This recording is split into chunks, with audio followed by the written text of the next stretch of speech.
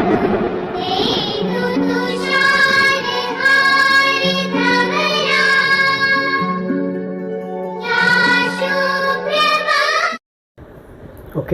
Welcome to physics class. और कैसे हैं आप लोग? मस्त, एकदम बढ़िया। चलिए ठीक है, तो स्टार्ट करते हैं आज की क्लास 11th का। आज हम पूरे सिलेबस का ओवरव्यू करते हैं बेटा। देखते हैं क्लास 11 ये आपके गवर्नमेंट के द्वारा अपलोडेड सिलेबस है जो सामने आपके दिख रहा है यहाँ पे, ठीक है ना। तो चलिए स्टार्ट करते हैं। देख सकते हैं कि ये पूरा आपका क्लास 11th आपके टोटल 6 यूनिट में ये बटे हुए आपके ओवरऑल 10 यूनिट आपके हैं। और इन 10 यूनिट में ओवरऑल 70 मार्क्स के आपके क्वेश्चंस बनते हैं बेटा। इसमें अगर हम देखें इंपॉर्टेंट चीज़ें तो वो देखें कि फर्स्ट यूनिट में चैप्टर 1 आपका यूनिट एंड मेजरमेंट, एक्चुअली जो फर्स्ट चैप्टर आपका था फिजिकल वर्ल्ड, ठीक है ना, ये इस बारी सिलेबस में नहीं है, ठीक है ना।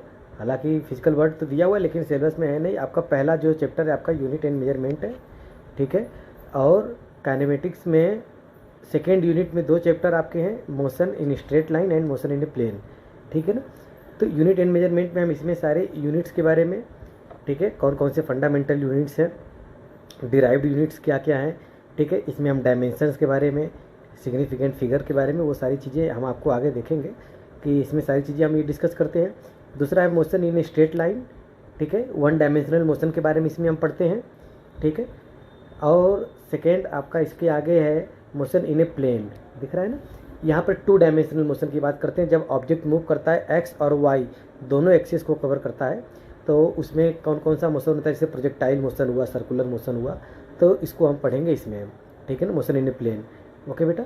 और इसके बाद लास्ट में देखें अगर 5वें चैप्टर की बात, लॉ ऑफ मोशन, जिसमें हम फोर्स के कॉन्सेप्ट को समझते हैं, मतलब कि कॉज ऑफ मोशन।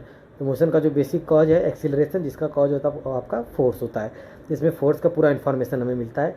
ये 5 चैप्टर मिल करके आपके टोटल 23 मार्क्स के आपके इसके वेटेज बनाते हैं, ठीक है ना। नेक्स्ट आते हैं तो वर्क एनर्जी एंड पावर का पहला चैप्टर ये है, वर्क एनर्जी एंड पावर। इसमें डिफरेंट टाइप्स की एनर्जीज के बारे में, potential energy, kinetic energy, work energy theorem, ठीक है। और इसमें वर्क डन का फार्मूला, पावर का फार्मूला।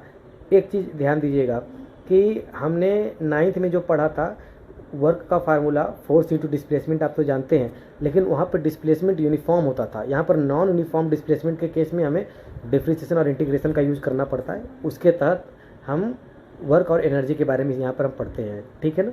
नेक्स्ट चैप्टर आपका है system of particles and rotational motion.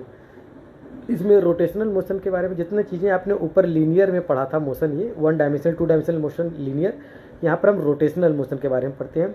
किसी ऑब्जेक्ट में अगर रोटेशन हो रहा है तो उसका रोटेशन के अकॉर्डिंग उसके टोटल कितने काइनेमेटिक्स इक्वेशंस होंगे, उसके कौन कौन से फार्मूले होंगे, वो सब हम रोटेशनल मोशन में पढ़ते हैं। इसमें मोमेंट ऑफ इनर्शिया वगैरह सब डिस्कस करते हैं, ठीक है ना।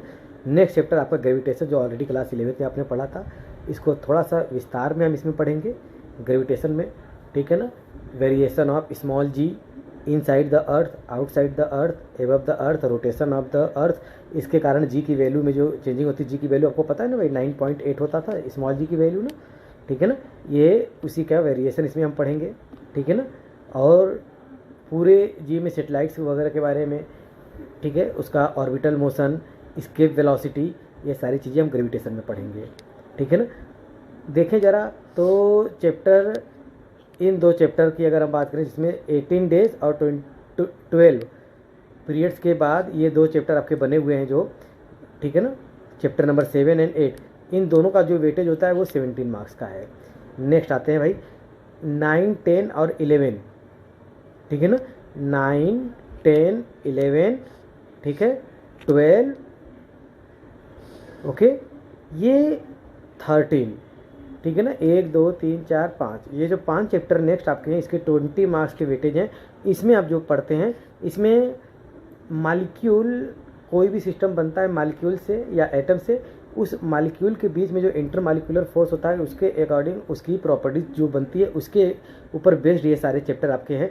इसमें मैकेनिकल प्रॉपर्टीज ऑफ सॉलिड के बारे में हम पढ़ेंगे, जैसे इसमें इलास्टिसिटी वगैरह क्या है, ठीक है ना, स्ट्रेस, स्ट्रेन, ये सारी चीज़ें हम पढ़ेंगे। फिर दूसरा फ्लूइड्स है। फ्लूइड्स में आपके जैसे कोई भी फ्लूइड्स जो चीज़ फ्लो कर सकती है उसको हम फ्लूइड्स कहते हैं। तो इसमें बहुत सारे स्टैटिक्स फ्लूइड्स और डायनेमिक्स फ्लूइड्स, मतलब रुका हुआ फ्लूइड्स और मूव करता हुआ फ्लूइड्स, दोनों के बारे में हम इसमें पढ़ेंगे। ये सबसे आपका सबसे बड़ा चैप्टर है मैकेनिकल प्रॉपर्टीज ऑफ फ्लूइड्स में, ठीक है ना। ये उसके बाद थर्मल प्रॉपर्टीज ऑफ मैटर, ठीक है ना। ये फ्लूइड्स के बाद इसमें थर्मल प्रॉपर्टीज ऑफ मैटर में हम हीट के बारे में, टेम्परेचर के बारे में डिस्कस करते हैं। टेम्परेचर के कारण जो ऑब्जेक्ट में एक्सटेंशन होता है, ठीक है ना, अगर किसी चीज़ को हम हीट देते हैं, टेम्परेचर बढ़ाते हैं, तो उसमें जो एक्सपेंशन होता है उसमें ये सारी प्रॉपर्टीज़ क्या क्या आती है उसके बारे में हम इसमें पढ़ेंगे थर्मल प्रॉपर्टीज़ में। नेक्स्ट आपका यहाँ पर थर्मोडायनेमिक्स, ठीक है ना। थर्मोडायनेमिक्स में हम अगर आपकी बात करें तो इसमें थर्मोडायनेमिक्स के जो लॉ हैं, zeroth law, first law, second law, ठीक है, इसका कॉन्सेप्ट, कार्नोट साइकिल्स, ठीक है ना, कार्नोट इंजन, ये सारी चीज़ें कॉन्सेप्ट। इसमें बहुत प्रकार के प्रोसेस होते हैं। बहुत प्रकार का प्रोसेस का मतलब आइसोथर्मल प्रोसेस, मतलब किसी प्रोसेस में टेम्परेचर न चेंज हो उसको आइसोथर्मल कहते हैं। एडियाबेटिक, ऐसा प्रोसेस जिसमें हीट न चेंज हो, ठीक है ना। जैसे आपका डायाथर्मिक होता है, वॉल के बारे में, डिफरेंट टाइप्स के प्रोसेस के बारे में इसमें हम पढ़ते हैं, जिसमें हम थर्मोडायनेमिक्स के कॉन्सेप्ट में।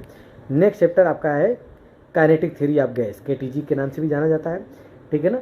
इसमें गैस की प्रॉपर्टीज़ के बारे में पढ़ते हैं, ठीक है। डिग्री ऑफ फ्रीडम इसका क्या है किसी ऑब्जेक्ट का, ठीक है ना, मॉलिक्यूल्स का। और इसमें डायमेंशंस के बारे में पढ़ते हैं, एनर्जी का डिस्ट्रीब्यूशन, 1 डायमेंशन 2 डायमेंशन में कैसे एनर्जी का डिस्ट्रीब्यूशन होता है, इंपॉर्टेंट चैप्टर है ये, ठीक है ना। ये पूरे चैप्टर्स की बात करें तो 20 मार्क्स का इसका वेटेज रखता है। इसके बाद अगर हम आ जाते हैं नेक्स्ट में, तो लास्ट में 14 और 15 ये 2 चैप्टर जो हैं, ठीक है ना, इसमें एक ऑसिलेशन और दूसरा वेव है, जिसमें 26 डेज के पीरियड लगेंगे इसमें, ठीक है ना, और 10 मार्क्स का वेटेज ये रखता है। ऑसिलेशंस और वेव में हम बात करें तो इसमें डिफरेंट टाइप्स के ऑसिलेशंस, सिंपल हार्मोनिक मोशंस, उसके इक्वेशंस, उसका कॉन्सेप्ट, ठीक है ना, इसके कंडीशन क्या है, सिंपल हार्मोनिक मोशन इक्वेशन का y = a sin ωt, ये इक्वेशंस कैसे बनता है, ठीक है ना, कैसे किसी प्रकार के मोशन को SHM हम प्रूफ करेंगे, ये हम पढ़ेंगे। और उसके बाद नेक्स्ट है आपका वेव, डिफरेंट टाइप्स के वेव्स के बारे में इसमें हम पढ़ते हैं। वेव्स आपने 9th में भी पढ़ा था, हालांकि पिछली बार सिलेबस निकाला जा चुका है, ठीक है। तो वेव के बारे में हम इसमें डिस्कस करेंगे, लॉन्गिट्यूडनल वेव्स, ठीक है, और ट्रांसवर्सल वेव। स्पेशली हम इसमें मैकेनिकल वेव के बारे में पढ़ेंगे। मैकेनिकल वेव का बेसिक कॉज जो होता है वो इलास्टिसिटी और इनर्शिया, इन 2 चीज़ के कारण ही मैकेनिकल वेव बनता है। तो ये मैकेनिकल वेव के बारे में इसमें हम पढ़ेंगे, ठीक है ना।